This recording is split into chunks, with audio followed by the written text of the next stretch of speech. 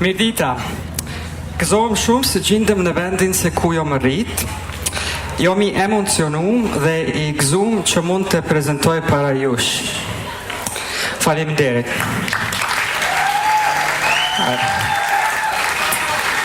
So, today I will tell you about bio-inspired design. Why should you care about bio-inspired design? Well, it is estimated that it could be an economic game changer, such that by 2025, this could represent 300 billion annually in the US and account for 1.6 million US jobs. And that in these sectors. So, I believe robotics is especially interesting for bio-inspired design. There are many jobs that are dangerous for humans to do, such as cleaning windows. This was in the news just about 2-3 weeks ago, and it's window cleaners up on this little suspended terrace that became dislodged due to high winds, you know, and this puts their lives in danger. So this would be an obvious application for a climbing robot. Other areas include sewers, and there are many other different aspects where hazardous environments are challenging for workers. Okay, what is the state of the art in robots? Well, we see that when we build especially humanoid robots, that when they are on flat ground, they do well, but as soon as we put them on more realistic terrain, then they begin to fail, especially in things like sand and irregular terrains. So there is a huge capability gap between current robot technology and nature. So let's see how animals do in granular media and irregular terrain. So this is a baby iguana, and it is in a sand pit where it finds itself pursued by predators, namely snakes. And you see that I show you this video that this animal has many different gaits. Look how gracefully it is able to navigate the sand that the robot failed on earlier. Not only that, it can dynamically respond to perturbations from moving targets, and it is able to then use multiple degrees of freedom in the back to escape from this situation. So you see here that it's now can transition from a run to a climb, and then do many different transitions. And this is the subject of our basic research. Right? We want to get these types of agility into robots so that they can move in complex terrain. Okay, so I would argue based on these two videos that the biggest difference between natural and human technologies is robustness to perturbations.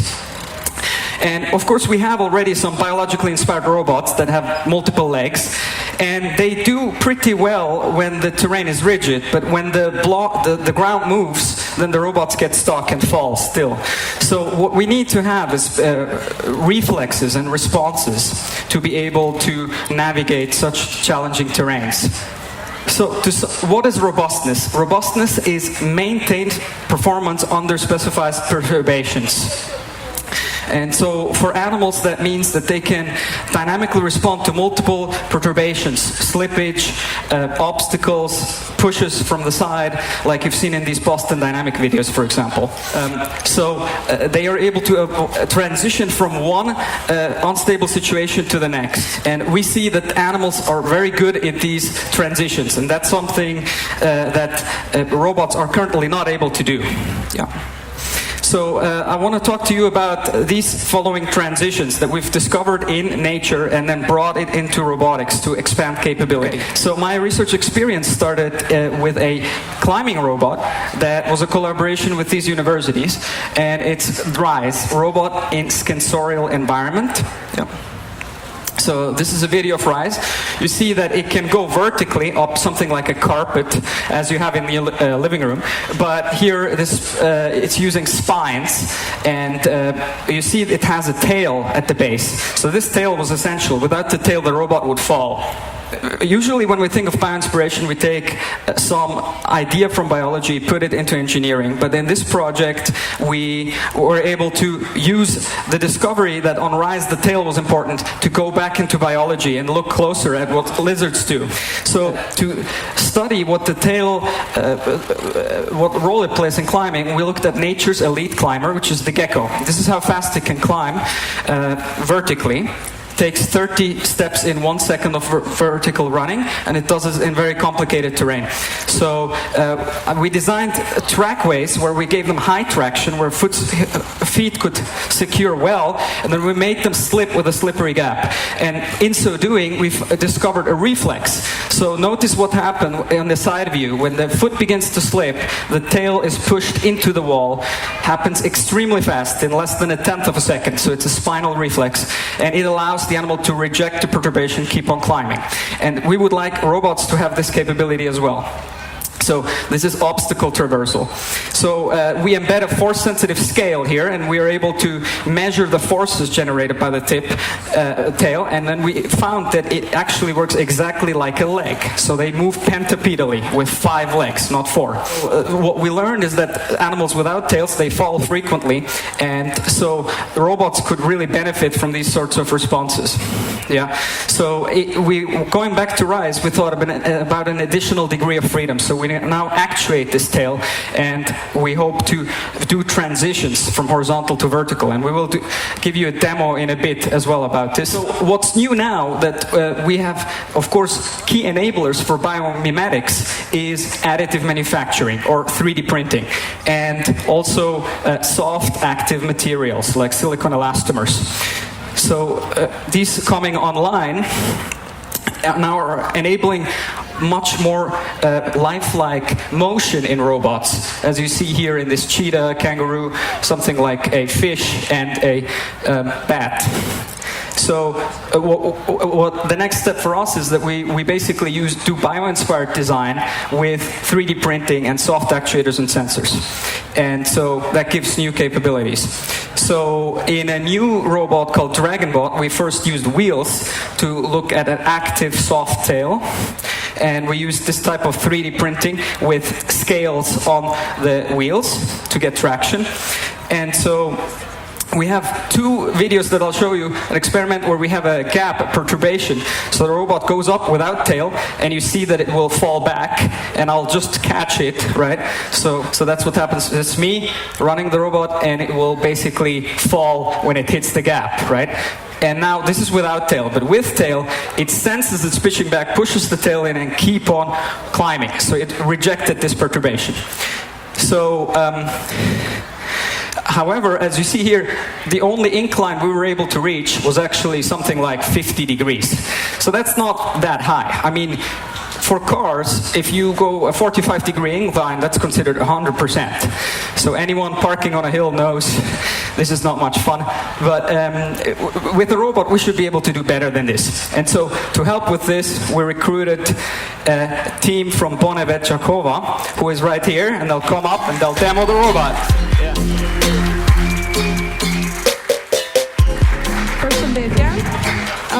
Na jemi 6 të rinj nga Gjakova, që jemi antar vjetor në BoneVet, edhe 6 i venë ka bashku një qëllim në tetor të vitit 2017. Për bioinxhinierin kemi dëgju për herë parë me një konferencë lokale të po ati viti, edhe përshtypja parë ka qenë si diçka shumë interesante. Si personat e parë që jemi të i qenë rrugë në një drejtim të ri këtu në Kosovë, ka qenë me shumë përgjithësi edhe në të njëjtën kohë shumë kënaqësi me u mentoru nga distanca dhe me përfitu një uri që direkt kanë rezultu tek përmirësimi i performancës së robotit. S'muj me thonë që rruga ka qenë e lehtë, ka qenë mjaft e vështirë, po me përkushtimin, punën, bashkëpunimin që e kanë tregu se cili për neve, prej drilonit, yllit, gëzimit, albelenës, erës, meje, ardit, nejtë dhe shumë tjerve, na kena arrit mi pru këtë hardhus digitale njetë.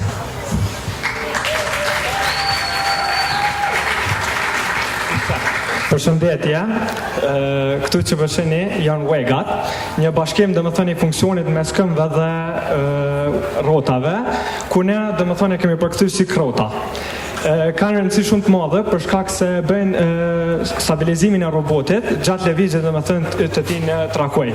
Prej që kemi filluar deri më tash, kemi krijuar domethënë shumë projektime të dizajneve ku kemi arritur domethënë të klasifikojmë karakteristikat të cilat e ndihmojnë dhe ato që e penalizojnë robotin tonë, duke arritur deri te UEG i fundit apo i sotëm. Diçka tjetër që kemi replikuar për hadhusave janë spojnsat, domethënë thepa të butë apo diçka edhe si fletëza nxitse, të cilat e ndihmojnë domethënë robotin gjatë nxitjes. Tjetër përmështu pelojë malbulenës. Faleminderit.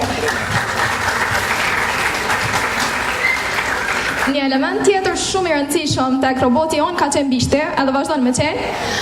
Bishti është fleksibel, edhe kur imagjinojmë një hardhuc, kena mi mënu që ka me kalu në për terrena shumë vështira, vende që për njerëz edhe për robotat ka më konë shumë e vështirë. Çka kemi bënë na, kemi kriju diçka fleksibile, edhe për me qenë sa më adekuate për mi ngjit në për trakuej. Trakuej është rruga që pësheni, edhe qëtu ka me kalu roboti edhe më anë bishtit fleksibel, ka me mujt sa ma let mi kalu rrugën në për shkollë të ndryshme. Proporcioni i bishtit me trupin është ndërtu në atë formë që me pas proporcion të caktun për shkak se vetëm këtë mënyrë mundet mund gjit robotin artësi. Ky robot është rezultati një pune gjatë, studimi edhe eksperimentimi. Gjatë rrugtimit ton, ne kemi sfiduar robotat tonë në mënyrat më të ndryshme, mirë po edhe kemi hasur problemet nga më të ndryshme. Sot pra jush, ekipi jonë kemi dëshirën me i demonstru aftësitë e robotit tonë dhe këta do bëjmë duke fillu me ngjitjen në 45 shkallë. Vlen të seket se përveç ngjitjes, roboti ka me kalu prej pozitës horizontale në një pjerëci 45 shkallë. Edhe në bazë të eksperiencës tonë, ne dim që, domethënë ekipi jonë e dim që kjo lëvizje ose kjo manovër e kërkon një studim në veti. Për më qartësu pak se çfarë punë është duke kryer roboti gjatë lëvizjes ose ngjitjes. Qysh e cek edhe Ardiani, na kemi përdorur analogjinë me makinat tona që përdorin baza ditore, edhe si maksimum të tëre kanë ngjitjen domethënë në këtë kant.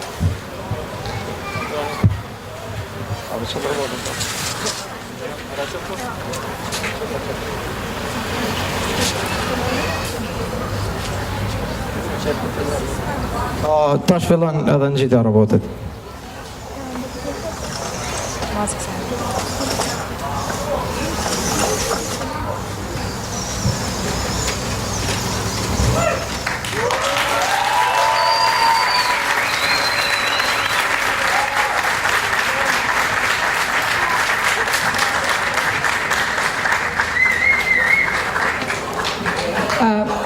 Qysh edhe shka ndihmon robotin që ai mund gjit alo manual, si për shembull në 60 shkollë.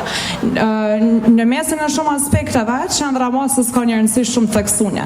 Disa prej arsyeve që qendra masës e bën që roboti mund gjit ma thjesht dhe ma mirë në trakën ku mund gjit, janë zvoglimi i distancës mes bazës edhe trakës ku ngjitet, vendosja sa ma mirë e krejt elementeve në bazë në 4 anë të barabartë, edhe pesha e robotit ka që me qenë ma vogël.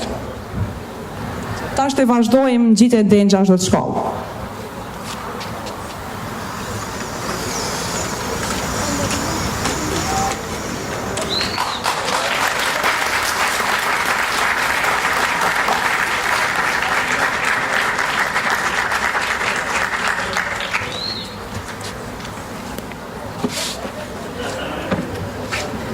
U bo 45, u bo edhe 60, po ta diçka manual ta bo, edhe çështu kena vendos me shku në 70 shkallë. Pra mendoni kënd 70 shkallë është gati ekuivalent me kullën e shtrembë Pizës në Itali. Domethënë është një kënd shumë i madh, edhe për me arrit ato u duhet një punë e madhe. Për çet punë, forcat e gravitetit faktikisht e tërheqin robotin murxu mrapa. Për çet punë e ka edhe bishti që ndihmon me pas sa më shumë sipërfaqe kontaktuese me tokën, edhe është bisht aktiv që ndihmon në raste kur ka me fillu mu rëzu mrapa. Kishim vazhdu me këndin 70 shkallë. Kishim vazhdu.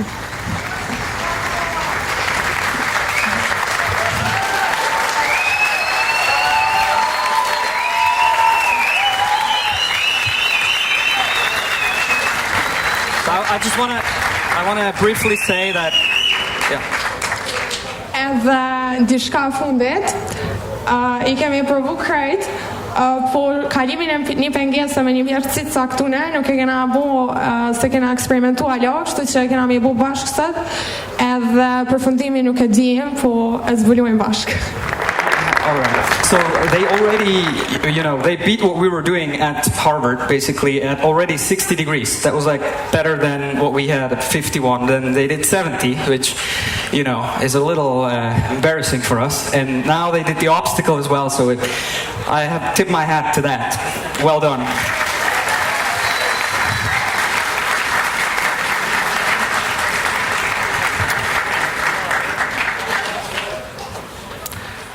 Okay, so that's the run you just saw over there. We go next. Of course, anything that goes up has to at some point come down, and there has to be some other plan B for how to reorient when falling. So with the geckos, if you give them an unsurmountable gap, and this is filmed at 500 frames per second, you realize that they slip off, but they never land uncontrollably or fall. They are somehow able to always land on the paws down. So this leads into a study of the falling cat, where, if you don't try this at home, but you drop a cat upside down, it lands always on its paws too. And so it does this in midair. And so what we were able to do is we were the first to look at how reptiles are able to reorient. And they have a different mass distribution in the body. So they have essentially much more mass in the tail, and they may be using a different mechanism for righting themselves.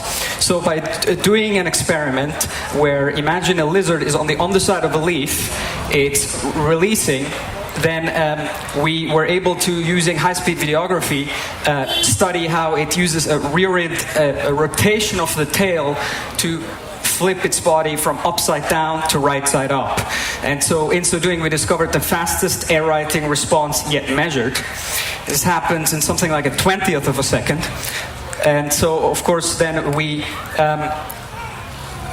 used simulations and to predict and to test whether mass alone on the tail can explain how it rights itself. And the math confirmed this, that yes, the tail can actually account for this type of reorientation. And then we put it in a robot. So this is StickyBot, and it can use its tail to reorient itself like the gecko. Yep. So this is another bio-inspired example. We presented this at TED. So, and now microsatellites will actually be using their antenna as tails to reorient themselves in space using conservation of angular momentum. But this is not only important for climbing or writing.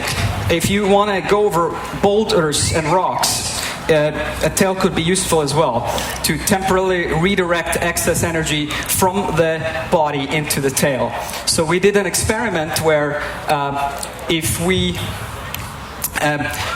we have a robot run over a hurdle like you saw there, but do it very fast, it's all in slow motion. Everything you see is in slow motion. This happens so quickly. So they can use their grip on the feet to control the flight. But if they slip, now they use the tail to maintain body heading, right?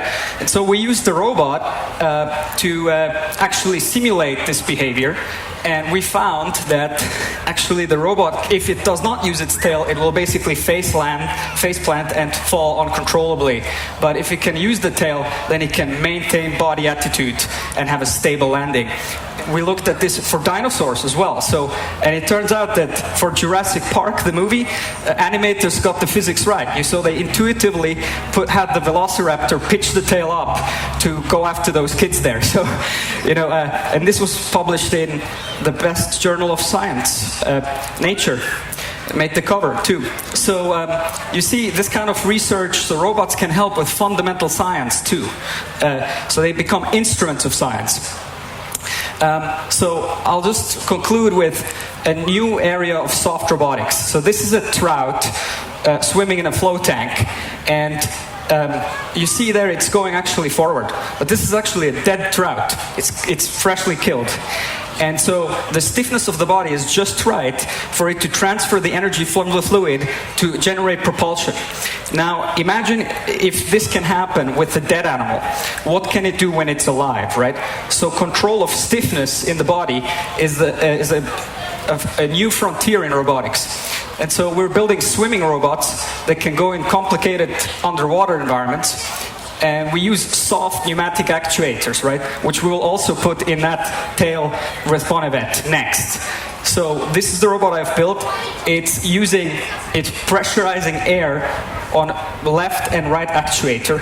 And it can swim at about 1 body length per second, which is pretty fast for a robot. And so we can measure the forces. We find that when it stiffens the body in strategic moments, then it can actually maximize swimming performance. And so to sum it up, we basically now are putting sensors to have feedback. So this robot is able then to respond to changes in flow. So this is a soft sensor with liquid metal inside microchannels, and it can then, by putting that on the side of the robot, it can detect changes in body position and respond dynamically to adjust its swimming. So it's a quick test we did, but this is the liquid metal resistance inside that you measured on the right side there. So this is live. And of course, to close the loop, we'll then put this in the robot and make a new robot that is completely soft. That is the latest step. So I'll conclude with this, that we basically use soft active materials, mechanisms from nature, and to make more interesting robot capabilities for locomotion.